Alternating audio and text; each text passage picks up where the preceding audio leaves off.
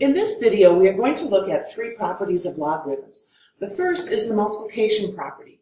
If we have a logarithm, and of course it's base 10 here, but if it's not written, we understand or assume that it's a 10. So if we have log base 10 of a product of numbers, whether or not it has the multiplication dot, we can say that that's equivalent to the log of the first factor plus the log of the second factor. So let's take a look at that a little bit in some examples. So the log of 6 times 11 would be the log of 6 plus the log of 11. You have to write the word log or it's not correct. So if we have the log of 4 times x and we expanded it using our multiplication rule, it would be the log of 4 plus the log of x. And then if we have 3 factors, we just end up with a sum of 3 logs.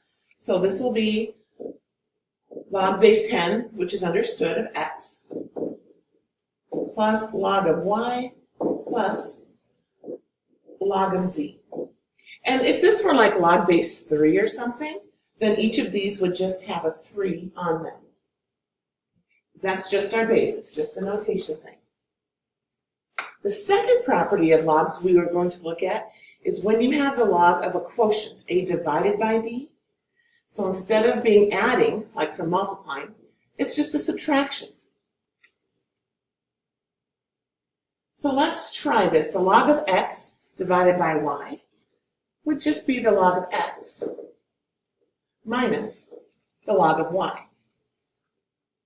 The log of x divided by 3 would be the log of x minus the log of 3. And anytime I have something in the denominator, there's always a negative in front of its log. So the log of 4 over y would be log of 4 minus log of y. Now some people just want to say minus y. Remember, that's wrong. We have to include the word log.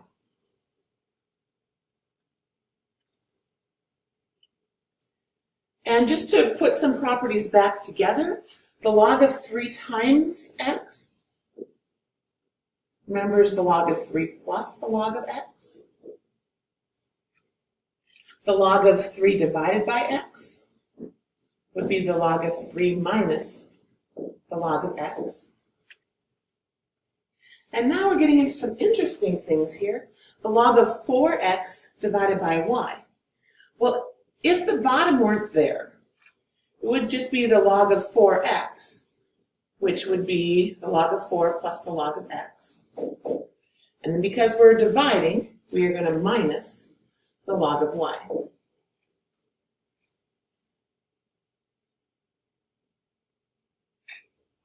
And another example we can look at is the log of a divided by b times c.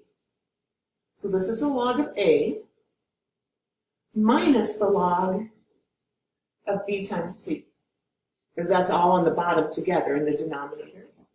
So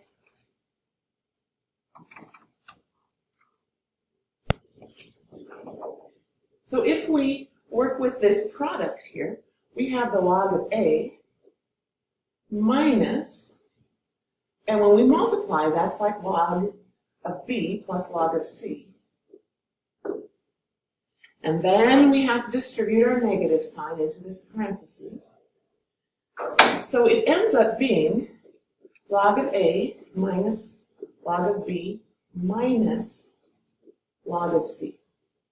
And this minus is crucial because a lot of people say, oh, well, times should be a plus. Yes, except when c is in the denominator on the bottom, it's going to be a minus out front. Anything on the bottom is going to have a minus out front. So when we have this complicated one, it's going to be the log of u plus the log of v, because those are multiplied in the numerator.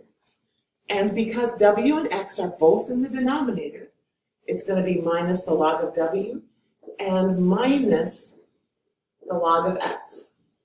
We put a minus in front of any factor that's in the denominator. And our final property is when you have an exponent. All that happens to the exponent is it pops down in front. We have a times whatever the log is. So the log of x squared would just be 2 log x. The exponent just comes out front. So the log of 4 to the 5th would be 5 times the log of 4. And just throwing everything all mixed together, we've got the log of x times y, and our product property says that we're going to have a plus in that. So log of x plus log of y. Then we have the log of x squared plus y. Well, the only thing that has the squared on it is x. So it's going to be 2 log x plus log y. Technically, I got that from saying, okay, this is the log of x squared plus log y, and I brought that 2 down in front.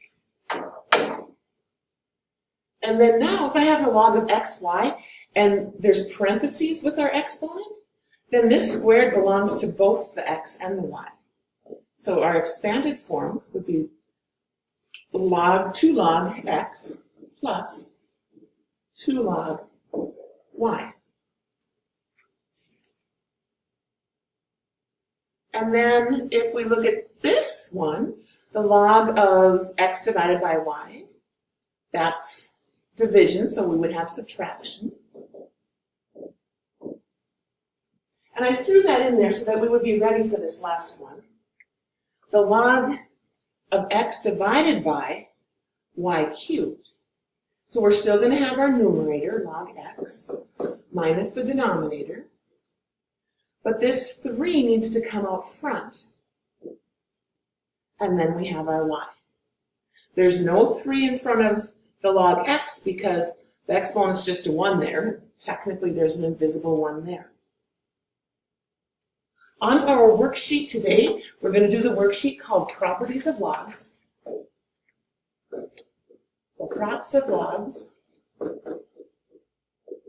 And we are going to do numbers 1 through 19 and 21 and 22. If you have any questions, be sure to ask.